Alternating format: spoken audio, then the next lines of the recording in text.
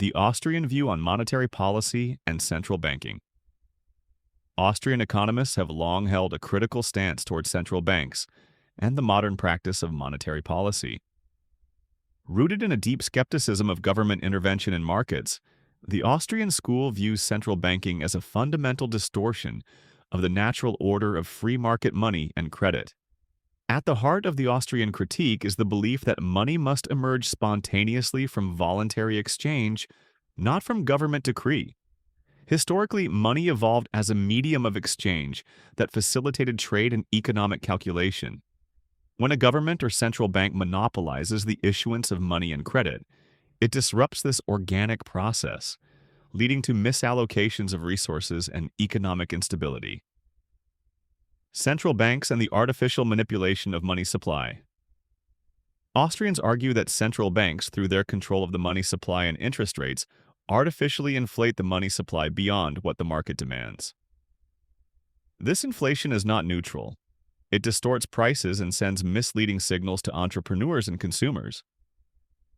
For example, artificially low interest rates, set by central banks rather than determined by genuine savings and investment, encourage excessive borrowing and investment in projects that may not be sustainable in the long run. This phenomenon is famously described in Austrian business cycle theory ABCT, which explains how credit expansion leads to unsustainable boom periods followed inevitably by busts or recessions.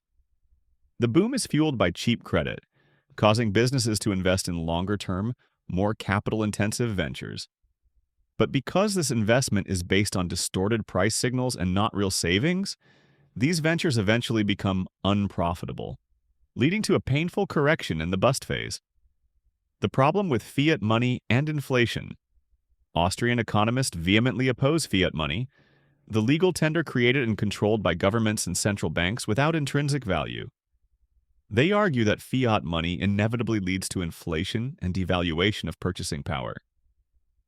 Since central banks can create money at will, there is an inherent temptation to finance government deficits and debt through inflationary monetary policy, effectively imposing a hidden tax on the public. In contrast, Austrian economists favor a commodity-backed monetary system, such as the gold standard, where the money supply is constrained by tangible assets. This limits arbitrary monetary expansion and preserves money's role as a stable store of value. Central banking undermines economic freedom. Beyond economic inefficiency, Austrians see central banking as a threat to economic liberty.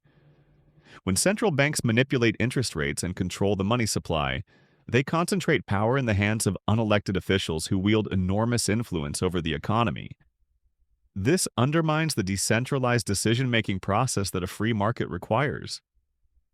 Furthermore, central banks distort the allocation of credit, favoring certain sectors or groups through monetary policy or bailouts, which can create moral hazard and crony capitalism. This not only harms competition but erodes trust in the financial system. The Austrian prescription: free banking and sound money. Austrians advocate for the abolition or severe limitation of central banks. They propose a return to free banking, where private institutions issue competing currencies backed by real assets. In such a system, market forces, rather than political agendas, would determine money supply and credit conditions.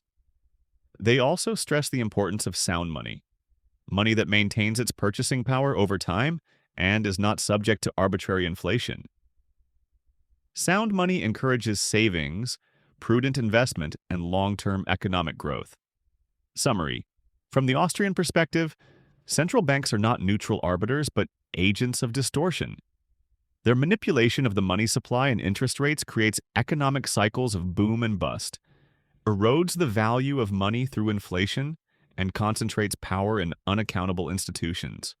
Austrian economists therefore call for a monetary order grounded in free markets, private money issuance, and sound money principles to ensure sustainable economic prosperity and preserve individual freedom.